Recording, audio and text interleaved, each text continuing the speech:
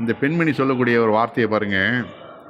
அதாவது இப்போ இங்கே எல்லோரும் முஸ்லீம்கள் கடைகளில் வந்து சாதாரணம் வாங்கக்கூடாது அப்படின்லாம் வந்து ரொம்பவும் கடுமையாக பிரச்சனைகள் பண்ணுறாங்கல்ல. அதற்கு அந்த பெண் என்ன சொல்கிறாங்கனாக்க, நீ போய் மலேசியா போய் பாரு, மற்ற எத்தனையோ நாடுகள், அரபு நாடுகள்லாம் போய் பாரு. அங்கே வந்து தந்தையை வந்து முஸ்லீம் நாடுகள் பாத்திரங்களை கழுவுகிறார், மகன் இங்கே முஸ்லீம்களிடம் காய்கறிகள் வாங்க வேண்டாம் என்கிறான் அப்படிங்கிறாப்புல. The father is washing dishes in Muslim countries and the son is saying here that don't buy vegetable from Muslims. கண்டிப்பாக இது நம்ம வந்து நல்லா யோசனை பண்ணி பாருங்கள்.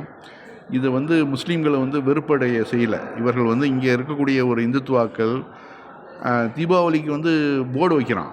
அதாவது இங்கே வந்து முஸ்லீம்கள் வந்து வியாபாரம் பண்ணாக்க அவர்கள்ட்ட ஜாமான் வாங்காதீங்க, நம்ம இந்துக்கள்கிட்ட மட்டும் வாங்குங்க அப்படின்னு எவ்வளோ ஒரு கீழ்த்தரமான கேவலமான எண்ணங்கள். ஆனால் பாருங்கள், அரபு நாடுகளில் இன்றைக்கி வந்து வேலை செய்கிறது முக்கால்வாசி பேர் யாருங்க? முஸ்லீம்கள் குறைச்சதான். இந்துக்கள் தான் பெரும் அதாவது பிளம்பராகவும் கார்பெண்டராகவும் பெயிண்டராகவும் மற்ற டெக்னீஷியனாகவும் இங்கே வந்து சம்பாதிக்கிறது, லட்சக்கணக்கில் சம்பாதிக்கிறது எல்லாம் யாருங்க?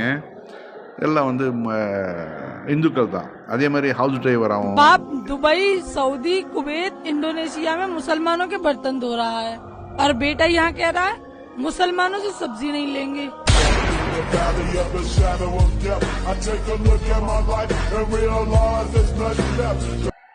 ஹவுஸ் டிரைவராகவும் வீட்டு வேலைக்காகவும் வந்து இங்கே வந்து நிறைய வந்து ஆடு மாடுகள் மேய்க்கிறது, ஒட்டகம் மேய்க்கிறதுக்கெல்லாம் நிறைய இந்துக்கள் தான் இங்கே வராங்க வட மாநிலங்கள்லேருந்து. அவர்கள் வந்து இங்கே வந்து பணம் சம்பாதிச்சு அவர்களுடைய குடும்பங்கள்லாம் வந்து செழுமையாக இருக்குது. அதான் ஒரு ஹிந்து கூட எழுதியிருந்தார், ஒரு தமிழ் இந்து தான் எழுதியிருந்தார்.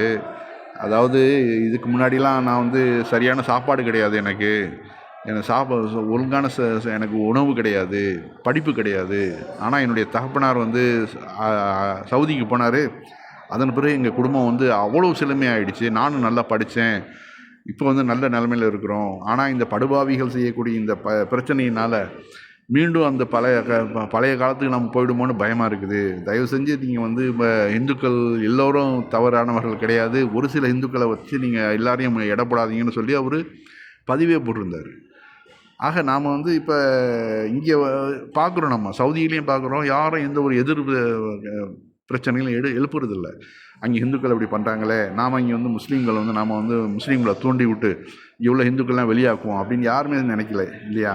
அதுதான் 2 வருடமாக தொடர்ந்து காசாவில் சண்டையை நம்ம பார்த்து வருகிறோம். அந்த மக்கள் எவ்வளோ தான் சண்டை சச்சரவுகள் பிரச்சனைகள் இருந்தாலும் சரி, இறைவனை நினைக்கிறத மட்டும் விடவே இல்லை. பாருங்கள் அந்த செய்தியை பாருங்கள். 2 years have passed in the war, yet the Palestinians have not stopped turning their faces towards the mosque.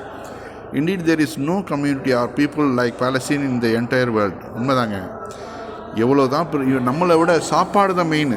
சாப்பாடு கிடைக்காம வெறும் தண்ணியும் காஞ்ச பிரெட்டையும் சாப்பிட்டுக்கிட்டுலாம் இருந்தோம். அவர்கள் வந்து இறைவனை நினைக்கிறத மறக்கலை. பார்த்தீங்களா? அந்த 2வது அந்த நாட்டை விட்டு நாங்கள் போக மாட்டோன்ட்டாங்க. என்ன தான் கஷ்டம் வந்தாலும் சரி, இந்த நாட்டில் தான் நாங்கள் இறப்போம், ஏன்னா இது எங்கள் நாடுன்னாங்க.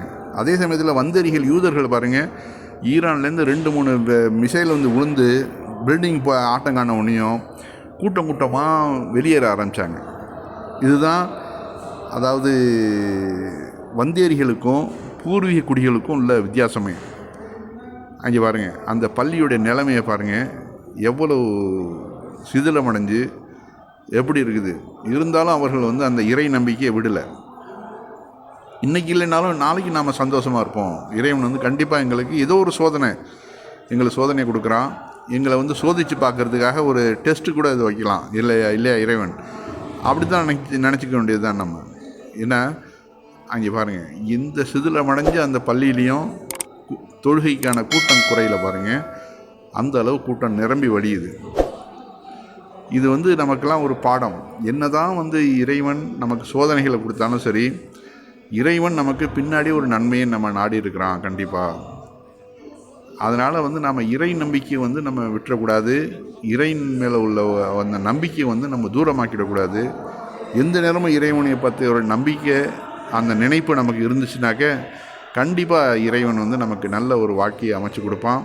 அதுதான் நாம் இங்கே வந்து பார்க்குறோம். அந்த பாருங்கள், அந்த பில்டிங்லாம் வந்து பள்ளிவாசலுடைய அந்த பில்டிங் எந்த அளவு சிதிலமடைஞ்சு கிடக்குது. ஆனால் அதை பற்றி எந்த ஒரு கவலையும் இல்லாமல் அவர்கள் வந்து தொழுகையை வந்து நிறைவேற்ற வராங்க. பின்னாடி அது வந்து சரியாக்கப்படும், ஒன்றும் பிரச்சனை இல்லை. உலக நாடுகள், முஸ்லீம் உலக மக்கள் அத்தனை பேரும் கொடுக்கக்கூடிய அந்த நன்கொடைகள் வச்சு, மற்ற நாடுகள் கொடுக்கக்கூடிய நன்கொடைகளை வச்சு அந்த நாடு திரும்பவும் மேலே வந்துடும். அதில் நான் நேரடியாக இங்கே பாலஸ்தீனர்கள்லாம் நான் பார்த்துருக்கேன். கடின உழைப்பாளிகள், நல்ல அறிவாளிகள், படித்தவர்கள் எல்லாரும், முக்கால்வாசி பேர்.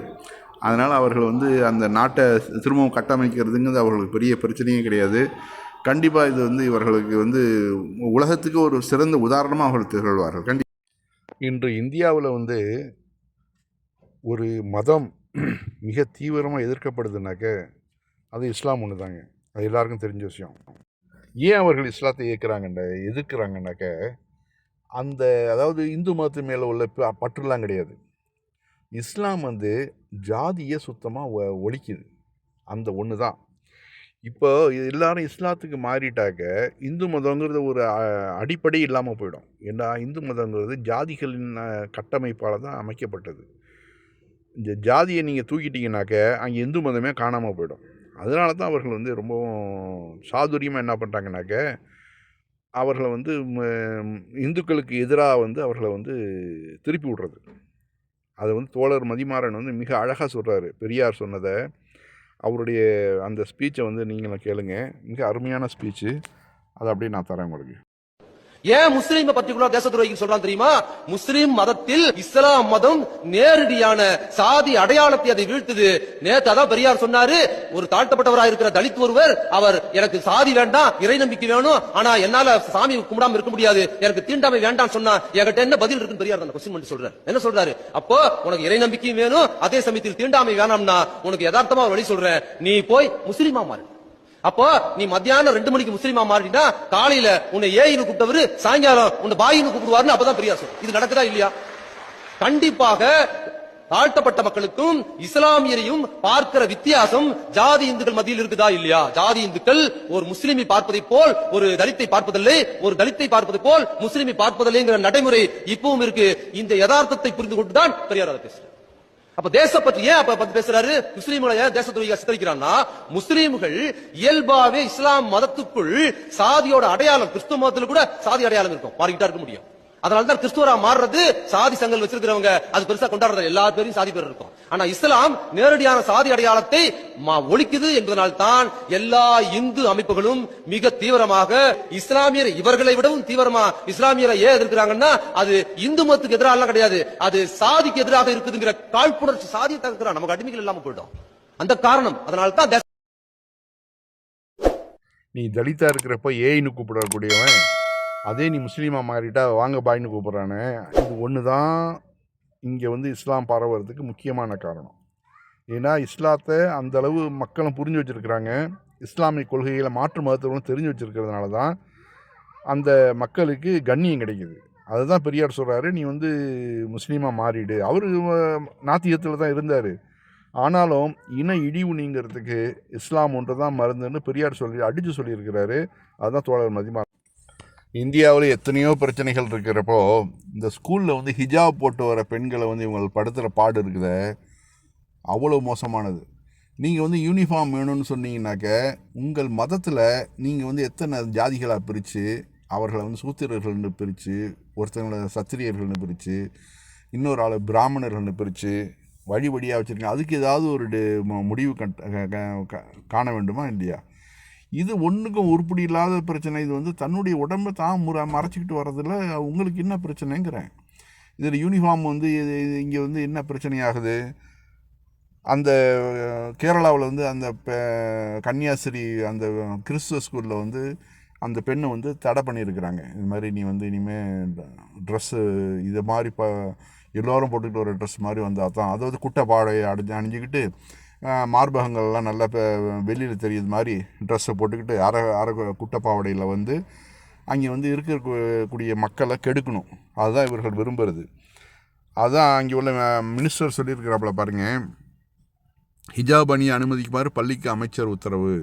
கேரளா எர்ணாகுளம் அருகே உள்ள கிறிஸ்துவ மேல்நிலைப் பள்ளியில் இஸ்லாமிய மாணவியை ஹிஜாப் அணிந்து வகுப்பறைக்கு வர அனுமதிக்குமாறு பள்ளி நிர்வாகத்திற்கு அமைச்சர் சிவன்குட்டி உத்தரவு. மாணவி ஹிஜாப் அணிய பள்ளி தடை விதித்த சம்பவம் பரபரப்பை ஏற்படுத்திய நிலையில் மத உரிமைகள் மற்றும் ஆர்டிஇ சட்டத்தை சுட்டிக்காட்டி தடையை நீக்க உத்தரவிட்டார் கல்வி அமைச்சர் சிவன்குட்டி. கரெக்ட். இதுதான் நம்ம இது மாதிரி தான் அமைச்சர்கள் இருக்கணும்.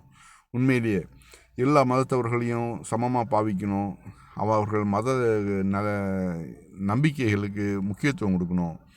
அதாவது மற்றவர்களை பாதிக்காத வகையில். இப்போ இவங்க ஹிஜாபு போட்டு வர்றதுனால மற்ற பெண்களுக்கு என்ன பிரச்சனை? ஒன்றுமே கிடையாது. இவர் தன்னுடைய உடம்பை நான் ட்ரெஸ்ஸை நான் காலெல்லாம் நான் திறந்து காட்டிட்டு வரமாட்டேன், முழங்காலுக்கு மேலே நான் கொட்டைப்பாவடை உடுத்திட்டுலாம் நான் வரமாட்டேன் அப்படின்னு சொல்லிட்டு ஹிஜாபை அணிஞ்சு வந்தாக்க அது அந்த பெண்ணுடைய உரிமை. அதில் போய் நீங்கள் போய் தலையிட்டு நீங்கள் யூனிஃபார்ம் வேணும் அப்படின்னு சொல்லிட்டு அந்த பெண்களை காட்சி பொருள்கள் ஆக்கிறத இஸ்லாம் அனுமதிக்கலை, மனித குலமும் அனுமதிக்காது. இது என்ன அதாவது ஆண்களுக்கு ஃபுல்லாக பேண்ட்டு ட்ரெஸ்ஸு எல்லாம் போட்டு விடுவாங்களாம், பெண்களுக்கு மட்டும் குட்டைப்பாவடையை உடுத்தி விட்டு மேலே சட்டையை நல்லா டைட்டாக போட்டு விட்டு கவர்ச்சியை காட்ட சொல்லுவாங்களாம். இது என்ன பைத்தியக்காரத்தனமாக இருக்குது? ஆண்களுக்கு இப்போ எப்படி ட்ரெஸ்ஸோ அதே மாதிரி பெண்களுக்கு கொடுக்க முடியாது தானே? அதுதான் போட்டுட்டு வராங்க. ஆண்கள் எப்படி பேண்ட்டு ஷர்ட்டு ஃபுல் பேண்ட்டு போட்டுட்டு வரானோ அதே மாதிரி முஸ்லீம்களும் அதே மாதிரி வராங்க. தலையில் ஒரு துண்டு மட்டும் தான் போட்டுக்கிறாங்க, அவ்வளோதானே. அதே போல் இந்த கன்னியாஸ்திரி அந்த பள்ளியுடைய முதல்வர் அவர்கள் தலையில் முக்காடு போட்டு தானே இருக்காங்க. அது யூனிஃபார்ம் இல்லையில்ல.